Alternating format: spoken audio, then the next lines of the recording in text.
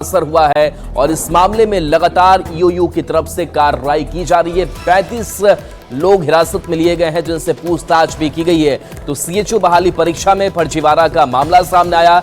EOU की पटना और कई शहरों में छापेमारी चली। बीती रात भी ईओयू ने रेड की थी। अब तक 35 लोग हिरासत में लिए गए हैं। खबर है कि सभी से पूछताछ की जा रही है। कई डिजिटल उपकरण और कई अहम सबूत भी मिले हैं। ईओयू पूरे मामले की छानबीन में जुटी हुई है।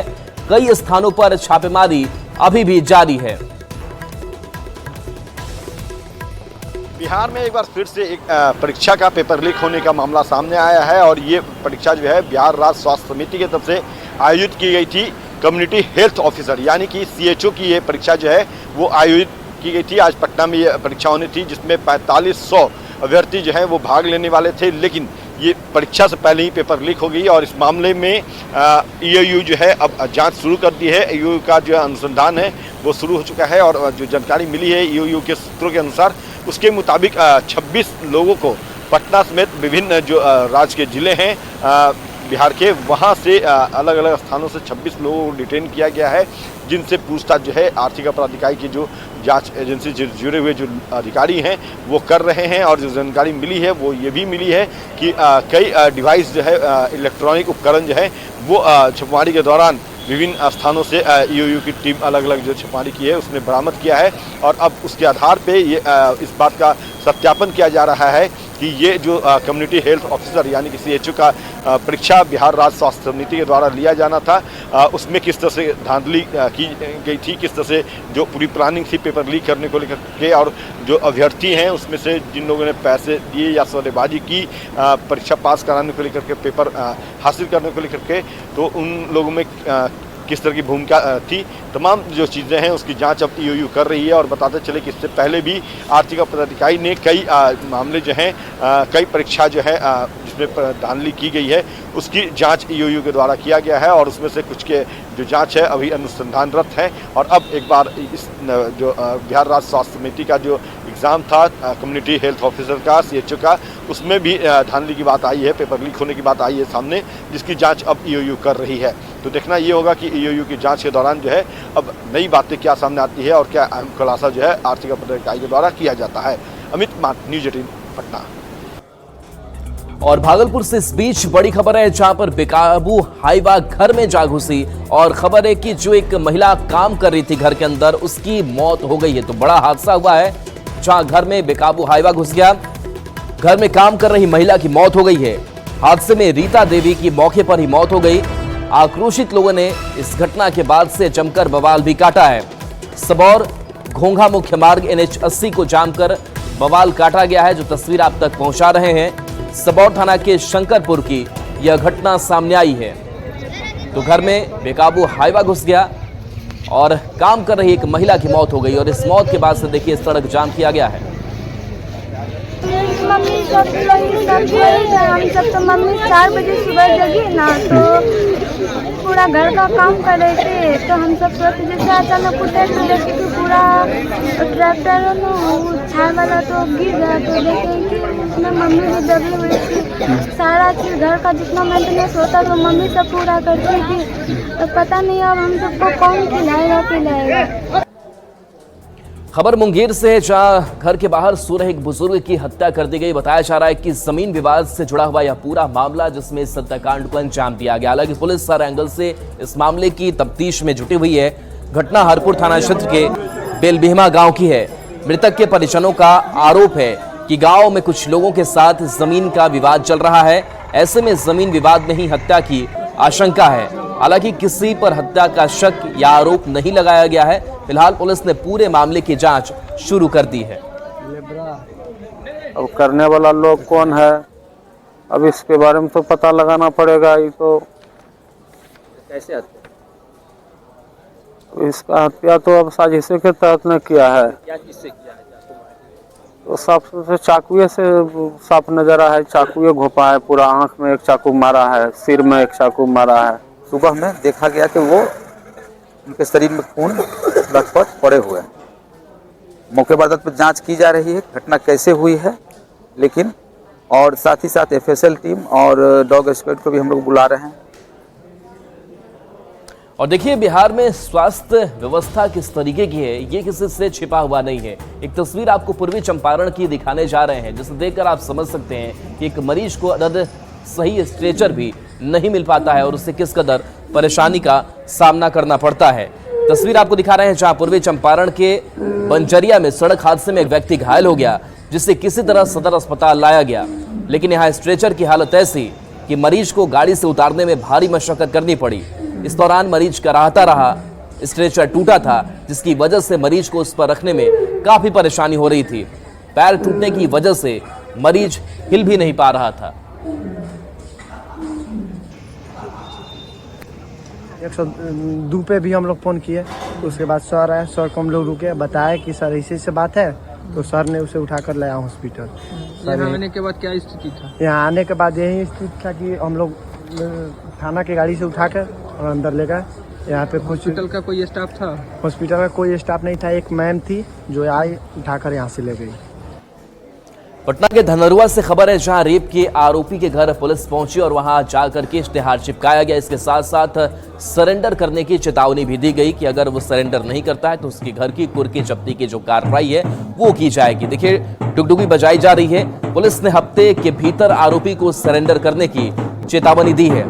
सरेंडर नहीं करने पर उसके घर पर कुर्की जब्ती की कार्रवाई होगी। दरअसल 5 नवंबर को धनरुआ थाना इलाके में एक महादलित नाबालिग लड़की का अपहरण कर हैवानियत को अंजाम दिया गया था। अब पुलिस ने आरोपी के घर इश्तेहार चिपकाया है। आरोपी राहुल कुमार कई कांड में पहले भी जेल जा चुका है।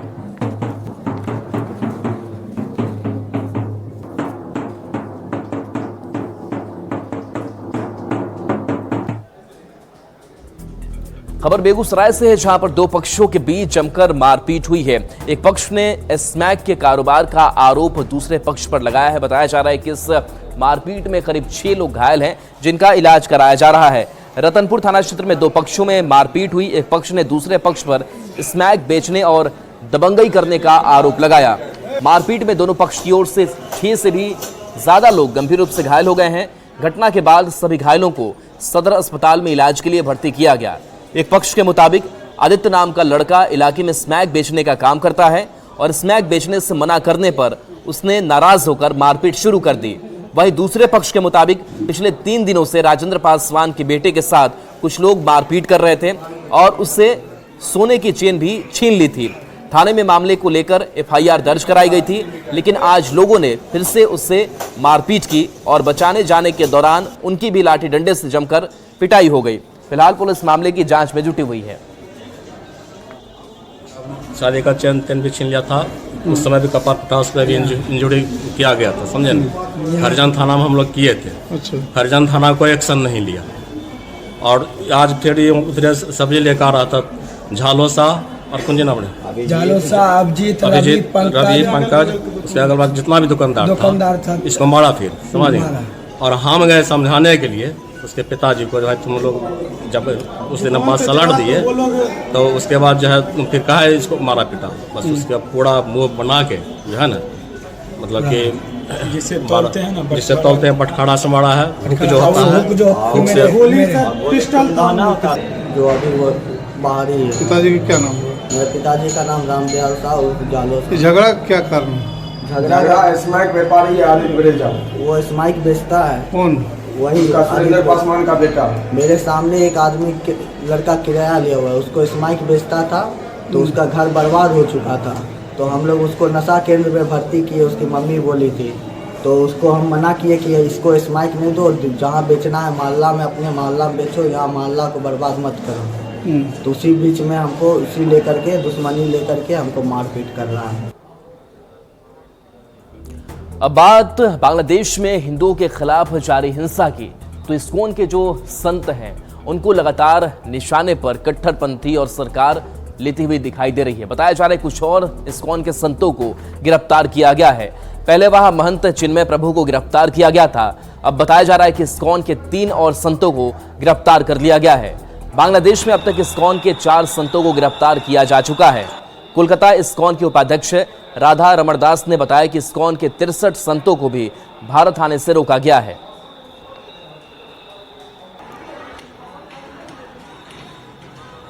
one report also I got that 51 or 54 ISKCON brahmacharis, they were coming to India, and in Petropol border, the Bangladeshi army police, they said that today you can't go, so they have been returned.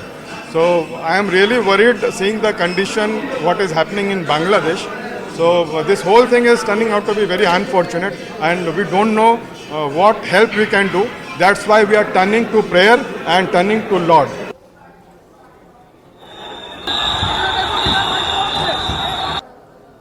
हम मानवतावादी हैं, लेकिन जिस तरह से वहाँ हिंदुओं की हत्या हो रही है ये बर्दाश्त नहीं होगा और इसका बदला चुकाया जाएगा।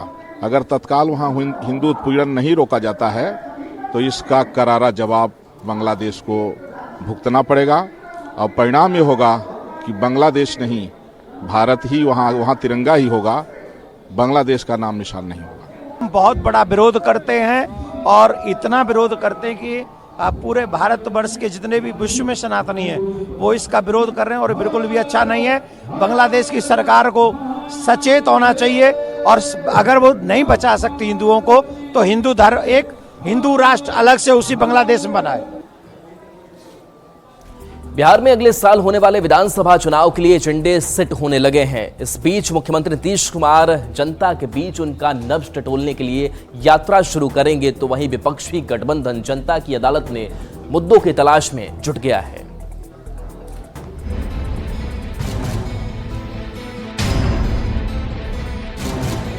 बिहार में 2025 के महासंग्राम के लिए 24 में ही सियासी चक्रव्यूह की रचना शुरू हो गई है। विधानमंडल के छोटे से सत्र में विरोधियों ने नीतीश सरकार को घेरने की खूब कोशिश की और सत्र खत्म होने के साथ ही ये इशारा भी कर दिया कि आने वाले दिन में किन मुद्दों को लेकर वो जनता के बीच जाने वाली है। विपक्ष के एजेंडे में सबसे ऊपर बिजली का स्मार्ट मीटर है, जिसका सीधा सरोकार समाज के हर वर्ग से है। सियासी संकेत बताते हैं कि आरक्षण का मुद्दा, रोजगार, जातीय जनगणना और चुनाव में ईवीएम का विरोध भी बड़े मुद्दे होंगे। स्मार्ट मीटर एक बहुत स्मार्ट मूव है माननीय मुख्यमंत्री नीतीश कुमार जी का, एक स्मार्ट तरीकों से गरीबों के पॉकेट से पैसा निकालने का। ये गरीब के हित में नहीं है और हमारे नेता लालू प्रसाद यादव जी, तेजस्वी प्रसाद यादव जी और हम लोग इसका विरोध करेंगे। स्मार्ट मीटर बिहार में तब से लगना शुरू हुआ जब महागठबंधन की सरकार बिहार में थी, तेजस्वी यादव जी डिप्टी सीएम थे। क्या परेशानी इन लोगों के स्मार्ट मीटर से है समझ में नहीं आ रहा। बिजली बिल में कुछ त्रुटियां अगर हो रही थी, त्रुटियां पहले भी होती थी। 2020 के चुनाव में तेजस्वी के रोजगार के मुद्दे पर एनडीए झटका खा चुका है। ऐसे में एनडीए इस मुद्दे पर महागठबंधन को कोई मौका नहीं देना चाहता। लिहाजा जब स्मार्ट मीटर पर सियासत आसमान छू रही है तो सत्ता पक्ष इसी पर पलटवार कर रहा है। स्मार्ट मीटर का क्यों इशू उठा रहे हैं? ये बात सही है कि कुछ जगहों पर परेशानियां हैं, 10%, 15%, जिसको माननीय मंत्री विजेंद्र यादव जी उसको प्रयासरत हैं कि हम कैसे उसको रेक्टिफाई कराएं। इश्यूज है, हम डिनाई नहीं करते, 10%, 15%, लेकिन 80% तो पूरे देश के जो एग्रीकल्चर मिनिस्टर्स हैं उनके उसकी बैठक में दूसरे देश के एनर्जी मिनिस्टर्स चाह रहे हैं कि उनको ले जाना, अपने यहाँ शुरू कराना। लोकसभा चुनाव में मिले वोट से इंडी अलायंस का जोश हाई दिखा। फिर जम्मू कश्मीर विधानसभा और झारखंड में भी इंडी अलायंस को जनता ने जीत का हार पहनाया। बावजूद इसके विपक्ष ईवीएम के विरोध में खड़ा है और ईवीएम से बैलेट पर लौटने की बात कर रहा है। हम लोग ईवीएम का खिलाफ कर रहे हैं, तो ये भी जनहित में हो, सही लोग चुन करके आए, सही लोगों की सरकार बने, हैक करके सरकार बने, ये इसका हम लोग विरोध करते हैं। जब ये जीत जाते हैं तब फिर झारखंड में क्या हुआ? कहा नहीं झारखंड में ईवीएम गड़बड़ हो गया? सब फालतू का बात है, ये सब कुछ जनता रिजेक्ट कर दी है। बहरहाल आरोप और प्रत्यारोप के बीच चुनावी हलचल तेज हो गई है। ऐसे में ये देखना दिलचस्प होगा कि चुनावी समर आते आते और कौन से मुद्दे जनता के बीच पहुंचते हैं और कौन हवा में उड़ जाते हैं। लेकिन फिलहाल ये मुद्दे तैयार हो चुके हैं। आनंद अमृतराज, न्यूज़ 18 पटना। झारखंड में कैबिनेट विस्तार जल्द होने वाला है और इस बीच कांग्रेस के अंदर अगर बात करें तो लगातार कई विधायक जो रेस में हैं वो दिल्ली का दौड़ लगातार लगा रहे हैं और अपनी लॉबी सेट करने की पूरी कोशिश कवायद में जुटे हुए हैं। बता दें कि कैबिनेट में अपना बर्थ सुरक्षित करने के लिए कांग्रेस के कई विधायक दिल्ली में डटे हुए हैं।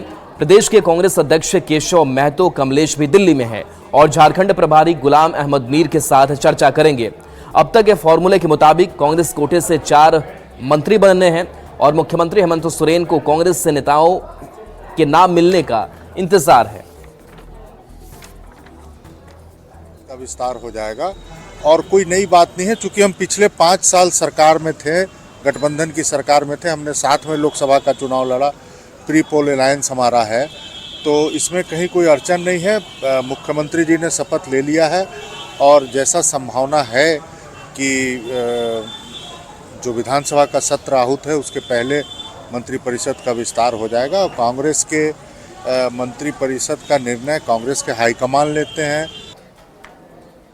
संघ प्रमुख मोहन भागवत ने 2 से ज्यादा बच्चों की पैरवी की है और इस बयान का समर्थन अब एलजेपी आरवी के चिराग पासवान ने भी किया है और कहा है कि जाहिर सी बात है कि अगर प्रजनन दर घट रहा है तो इस पर अब मंथन करने की जरूरत है कि कैसे इसे हम बेहतर कर सकते हैं।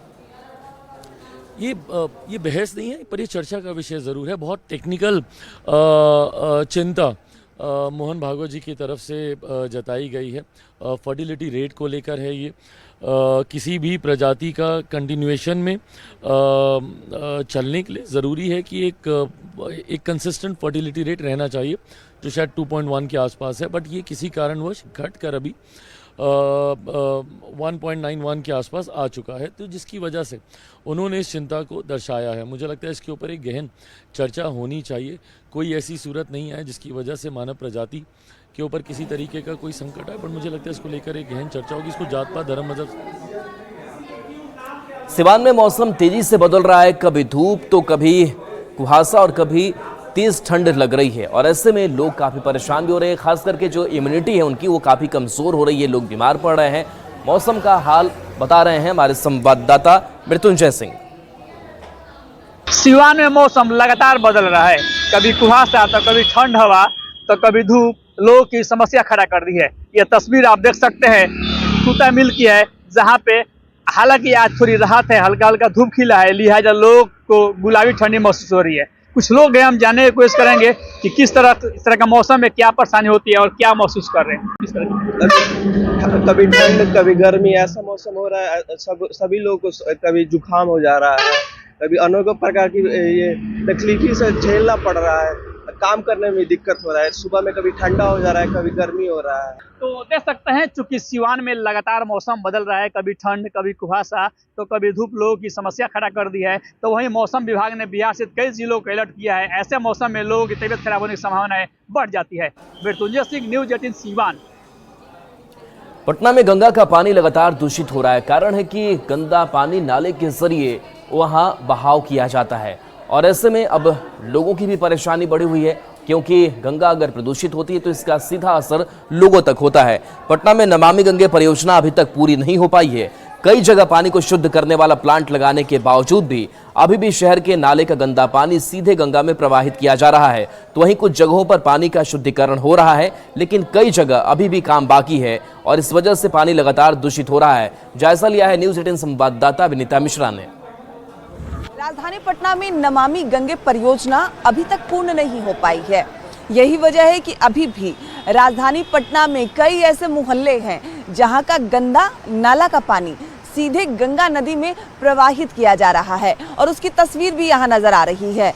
नालों से निकलने वाला गंदा पानी बिना शुद्ध किए सीधे गंगा नदी में प्रवाहित हो रहा है। यही वजह है कि गंगा नदी की शुद्धता भी धीरे धीरे कम होती हुई यहाँ नजर आ रही है। गंगा नदी का पानी भी यहाँ का अभी इस्तेमाल के लायक नहीं है। आपको बता दें कि पटना में कई जगह पानी शुद्ध करने के लिए जो सिस्टम है वो तैयार किए गए हैं, बावजूद इसके अभी की जो ये तस्वीर है वो बयां कर रही है कि पटना में नमामि गंगे परियोजना पूर्ण नहीं हो पाई है। राजधानी में अब तक बिहार राज्य के शहरी आधारभूत संरचना विकास निगम की ओर से 200 MLD पानी शुद्ध करने की व्यवस्था की गई है। वर्तमान में राजधानी के बेउर पहाड़ी, करमलीचक और सैदपुर में सीवरेज ट्रीटमेंट प्लांट की स्थापना की गई है। कई जगह पानी शुद्ध भी किए जा रहे हैं। लेकिन दानापुर एसटीपी का जो ट्रायल है वहाँ पे भी ट्रायल चल रहा है। दानापुर एसटीपी में 25 MLD पानी शुद्ध करने की क्षमता है। वर्तमान में इसका ट्रायल चल रहा है। संभावना जताई जा रही है कि साल के अंत तक वो पूर्ण हो जाएगा और वहाँ भी पानी शुद्ध करने का काम शुरू कर दिया जाएगा। वो पानी नहाने लायक भी नहीं है और कई लोग गंगा नदी में जब पूजा पाठ करते हैं तो पीने के लिए भी ये पानी इस्तेमाल करते हैं। ऐसे में जब तक नमामि गंगे परियोजना पूर्ण नहीं हो जाती, जब तक सब जगह जो प्लांट लगे हैं वो काम करने नहीं लग जाते, तब तक नालों का गंदा पानी ऐसे ही गंगा नदी में प्रवाहित होता रहेगा। कैमरामैन अमित के साथ विनीता मिश्रा, न्यूज़ 18 पटना। मिट्टी के चूल्हे से शुरू होकर भारतीय किचन जो है वो अब मॉड्यूलर किचन तक का सफर तय कर चुका है। और ऐसे में उज्ज्वला योजना की बात करें तो उज्ज्वला योजना की वजह से अब महिलाओं की परेशानी काफी कम हो गई है। प्रधानमंत्री उज्ज्वला योजना के बाद अब सुदूर इलाके तक गैस चूल्हा और सिलेंडर महिलाओं की मेहनत को और भी कम कर रही है। लेकिन इन सब के बीच खाना बनाने के दौरान गैस की बचत के साथ ही सुरक्षा भी बड़ा मुद्दा होता है। लिहाजा कटिहार में इसी को लेकर देश के प्रमुख गैस एजेंसी के द्वारा ग्रामीण महिलाओं के बीच कुकिंग कंपटीशन आयोजित किया गया, जिसके माध्यम से उन्हें जागरूक भी किया गया। भारतीय रसोई अब गांव के चूल्हा से निकलकर इंडक्शन के दौर तक पहुंच चुका है। लेकिन इस बीच आज भी जो गैस है इसका एक खास महत्व है और इधर प्रधानमंत्री उज्ज्वला योजना के दौरान बड़ी संख्या में गैस भारत के सुदूर इलाके तक वितरित किया गया। लेकिन अब इसको लेकर भारत पेट्रोलियम, इंडियन ऑयल और हिंदुस्तान पेट्रोलियम की तरफ से गैस के इस्तेमाल को लेकर भी एक जागरूकता चलाया जा रहा है और उसको लेकर कटिहार में बाकायदा एक कुकिंग कंपटीशन का आयोजन किया गया है। जरा सबसे पहले जो अधिकारी उनसे बात कर लेते हैं। सर, क्या उद्देश्य है इस तरह का आयोजन? जी, ये एक हम लोग ऑल ओवर इंडिया एक बेसिक सेफ्टी चेक का कैंपेन चला रहे हैं, जिससे हम लोग हर घर जिसका भी 5 साल हो चुका है एक कनेक्शन लिए हुए, तो उनके घर जा रहे हैं। हम लोग का डिस्ट्रीब्यूटर के मैकेनिक जाते हैं और उनके कनेक्शंस को चेक किया जाता है। क्योंकि और चलिए न्यूज़ रूम लाइव में इतना ही। न्यूज़ 18 बिहार झारखंड पर खबरें आपके लिए लगातार जारी है।